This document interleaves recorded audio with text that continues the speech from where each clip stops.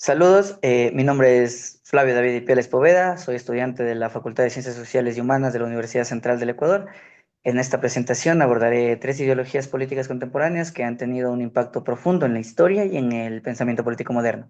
Estos son el comunismo, el populismo y el neoconservadurismo. En este análisis se fundamenta en base al libro Ideologías y Movimientos Políticos Contemporáneos, tercera edición, editado por Johan Anton y Javier Torres.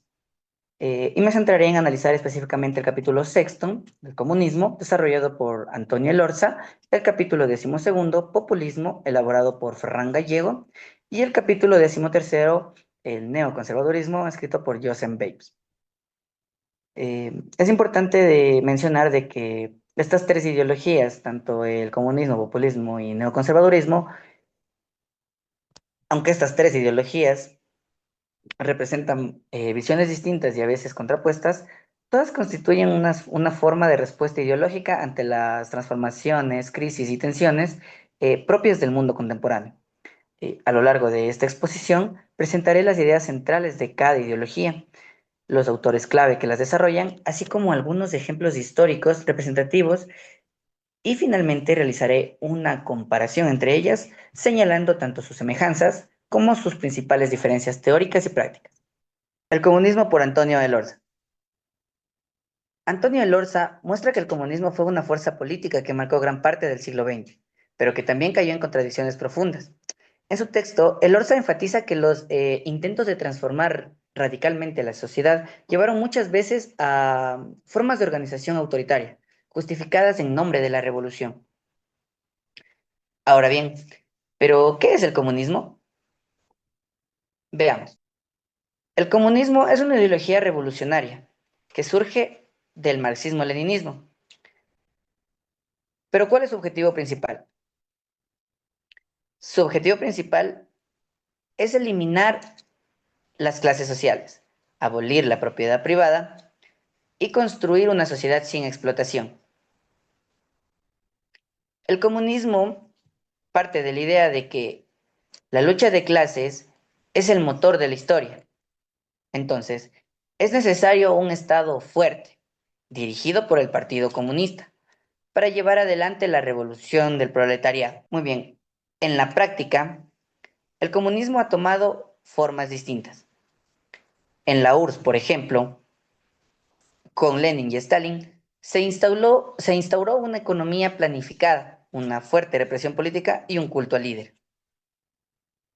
Otro ejemplo eh, es en China. Por ejemplo, el maoísmo adaptó al marxismo al contexto rural, proponiendo una revolución permanente y combatiendo constantemente las ideologías burguesas. Otros ejemplos de comunismo son la autogestión en Yugoslavia, el castrismo en Cuba y las reformas frustradas de Gorbachov. Finalmente, el libro enfatiza que, aunque el ideal comunista busca la igualdad y la emancipación, en la práctica derivó frecuentemente en regímenes autoritarios, represivos y económicamente estancados. Populismo por Ferran Gallego. Ferran Gallego plantea que el populismo es una forma de interpelación política que aparece en momentos de agotamiento institucional.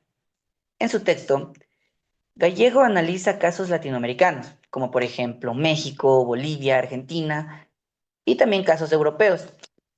Ferran Gallego hace referencia a ejemplos en las democracias avanzadas y en el contexto de la tradición de líderes caudillistas, donde el populismo se manifiesta como una forma de canalizar malestares y problemáticas sociales, aunque muchas veces termina consolidando líderes autoritarios o poco institucionalistas. Ahora bien, ¿pero qué es el populismo? El populismo parte del lema por el pueblo y para el pueblo. Entonces, el populismo no es una ideología cerrada, sino una estrategia política. ¿Pero cuál es su objetivo? Recuerden, el populismo no es una ideología cerrada, sino una estrategia política que divide el mundo entre un pueblo puro y unas élites corruptas. Su base está en la relación directa y emocional entre el líder y el pueblo. en donde el líder desconfía usualmente de las instituciones intermedias como partidos políticos o parlamentos y apela a la voluntad del pueblo, a la voluntad general, como fundamento de su legitimidad. Muy bien. El populismo puede adoptar formas de izquierda, como las son de Hugo Chávez, Evo Morales, quienes presentaron discursos antiimperialistas y redistributivos. Pero recordemos que el populismo también puede adoptar formas de derecha, como Trump, Bolsonaro, con un discurso con énfasis en el nacionalismo, la seguridad y el rechazo al multiculturalismo. El populismo suele aparecer en contextos de crisis, de representación y promover una refundación al orden político a partir del verdadero pueblo. Recordemos que el populismo no niega necesariamente la democracia, pero tiende a transformarla en una forma plebiscitaria y personalista. Finalmente, en su libro, Gallegos enfatizó que el populismo es una herramienta flexible que puede servir para incluir a sectores marginados, pero también derivar en formas de gobernabilidad centradas en el carisma personal, debilitando el pluralismo y la institucionalidad democrática. Ahora bien, hablemos del neoconservadurismo. El neoconservadurismo por Joseph Bakes. Joseph Bakes muestra cómo el conservadurismo es una reacción intelectual y política frente a la que consideran una pérdida de valores fundamentales. Enfatiza que esta corriente no es homogénea, pero que en todos sus matices existe un interés común por restaurar el orden moral frente al caos cultural de la modernidad. ¿Pero qué es el neoconservadurismo? El neoconservadurismo nace en Estados Unidos, cuando un grupo de intelectuales, muchos de ellos ex marxistas, se preocuparon por los cambios culturales del siglo XX. Sentían que la libertad absoluta, el relativismo donde todo parece estar permitido y la pérdida de valores tradicionales estaban destruyendo la sociedad. Estos pensadores no estaban en contra del capitalismo como tal, pero decían que el capitalismo necesita valores morales fuertes para no convertirse en un sistema individualista y egoísta. También pensaban que Estados Unidos debía intervenir en otros países para proteger o promover los valores occidentales como la democracia y la libertad, aunque esto implique ir a las guerras. Un ejemplo de ello es la guerra de Irak, por ejemplo. Muy bien, pero ¿cuál es su objetivo? El objetivo del neoconservadurismo es restaurar el orden moral frente al caos cultural de la modernidad, promover una política exterior totalmente intervencionista y defender a toda costa el capitalismo. Muy bien, el neoconservadurismo mantiene tres pilares fundamentales. ¿Cuáles son ellos? Veamos. El primero de ellos es la defensa del mercado libre, pero con regulación moral. ¿Qué quiero decir con esto? Sí al mercado libre, pero hey, con reglas y valores. Ellos no creen, por ejemplo, los neoconservaduristas, no creen en la libertad económica total, sino en un mercado que respete valores éticos. Vamos con el segundo pilar. El segundo pilar del neoconservadurismo es la promoción de los valores tradicionales. ¿Qué me refiero con esto? Sí a la democracia, pero basada en principios morales. La promoción de valores tradicionales, como la familia, la responsabilidad individual y el orden, son fundamentales para generar este orden estructural. El tercer pilar deviene en promover una política exterior activa e intervencionista. Sí a la intervención internacional, para defender y difundir los valores occidentales. Como lo dije anteriormente, si es que tenemos que ir a la guerra, iremos a la guerra. Finalmente, el libro enfatiza que el neoconservadurismo combina un fuerte compromiso con el capitalismo, pero no desde una libertad absoluta, sino desde una visión de mercado, con responsabilidad ética y cohesión moral. En política exterior y justifica incluso el uso de la fuerza para proteger los valores occidentales. A continuación, les voy a presentar las semejanzas en estas tres ideologías. ¿Qué tienen en común estas tres ideologías? Pues bueno, la primera semejanza es que las tres surgen como respuesta a una crisis. Recordemos que el comunismo surge ante la desigualdad del capitalismo, el populismo surge ante el descontento social y la desconfianza que tiene el pueblo en las élites corruptas, y pues el neoconservadurismo surge ante la pérdida de valores y el caos cultural que se está provocando por el liberalismo clásico. Vamos con otra semejanza. Algo fundamental que encontré es que las tres ideologías proponen una crítica al liberalismo clásico. El comunismo intenta reemplazar al liberalismo clásico completamente, mientras que el populismo, si bien lo desconfía, trata de redefinirlo. Por su contraparte, el neoconservadurismo no intenta erradicarlo ni reemplazarlo, quiere corregirlo, pero con moral y orden. Vamos ahora con las comparaciones. La primera comparación es cómo estas tres ideologías se relacionan con el cambio social. El comunismo, por su parte, busca una transformación radical de la sociedad.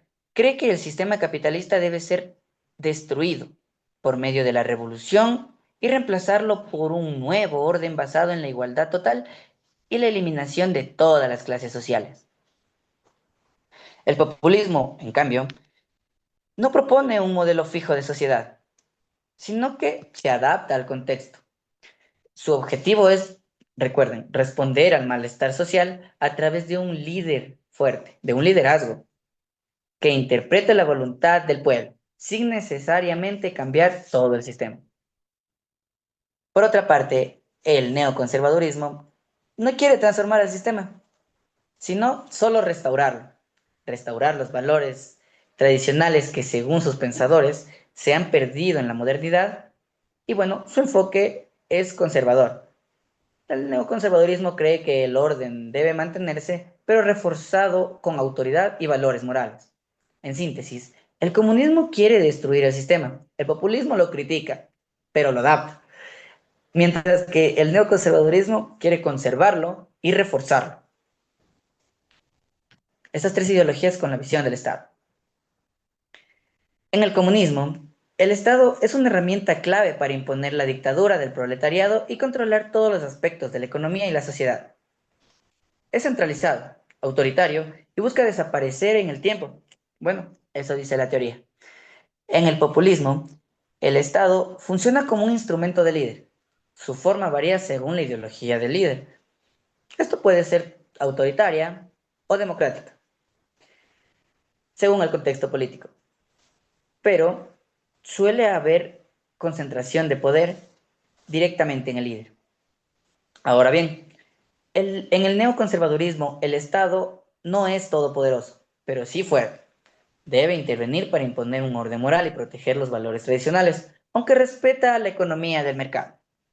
En síntesis, el comunismo quiere un Estado total, el populismo un Estado al servicio del líder, pero el neoconservadurismo quiere un Estado fuerte, aunque limitado. Vamos con otra diferencia. La diferencia que encontré de estas tres ideologías es con la relación que tienen con la democracia. Por una parte, el comunismo considera que la democracia liberal es como una forma burguesa de opresión. La reemplaza por una dictadura del proletariado, que concentra el poder en el Partido Comunista. El populismo, por ejemplo, mantiene la forma democrática, pero debilita sus instituciones. Prefiere una democracia directa o plebiscitaria, donde el líder interpreta la voluntad del pueblo sin mediaciones. Por otra parte, el conservadurismo defiende la democracia liberal, pero con límites morales y culturales. Cree que ciertas libertades deben restringirse y protegerse los valores y el orden social. En síntesis, el comunismo elimina la democracia liberal, el populismo la transforma en una democracia de líder, pero el neoconservadurismo la conserva, pero con límites morales. Vamos con la última diferencia. Esta es con relación a la economía. El populismo, por su parte, busca abolir la propiedad privada y reemplazar la economía de mercado por una economía planificada, donde el Estado dirige toda la producción. Por su parte, el populismo no tiene una visión económica única. Puede ser intervencionista o promercado, según el contexto. Esto ya dependerá del líder. Por ejemplo, Chávez en Venezuela nacionalizó sectores políticos. Por su parte, Trump promovió el capitalismo. Son dos ejemplos claros donde podemos evidenciar este aspecto. El neoconservadurismo defiende la economía de mercado, pero cree que debe estar guiada por valores morales. No se opone al capitalismo, pero rechaza su lado hedonista o individualista. Muy bien. Finalmente, vamos a concluir qué nos dejaron estas tres ideologías. Para concluir esta presentación, podemos decir de que el comunismo, el populismo y el neoconservadurismo son ideologías que responden a contextos históricos y desafíos distintos, pero que comparten una misma intención. ¿Cuál es esta? Dar sentido y dirección a la vida política en tiempos de crisis. Por un lado, el comunismo surge como una respuesta revolucionaria a la desigualdad capitalista, pero en su aplicación práctica muchas veces terminó reemplazando la libertad por el control. El populismo, por el contrario, más que una doctrina, es una forma de construir poder en nombre del pueblo, como una estrategia que puede ser inclusiva, pero también autoritaria y personalista. Y el neoconservadurismo, por su parte, representa un intento de restaurar el orden moral y político en un mundo contemporáneo, combinando el mercado libre con valores tradicionales.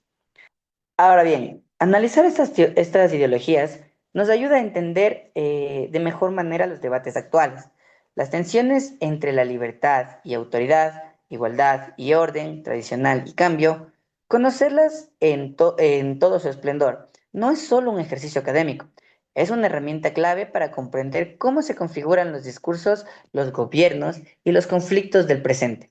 Les invito también a poder realizar este análisis con los textos que ahora ya les presenté anteriormente. Muchas gracias por su atención.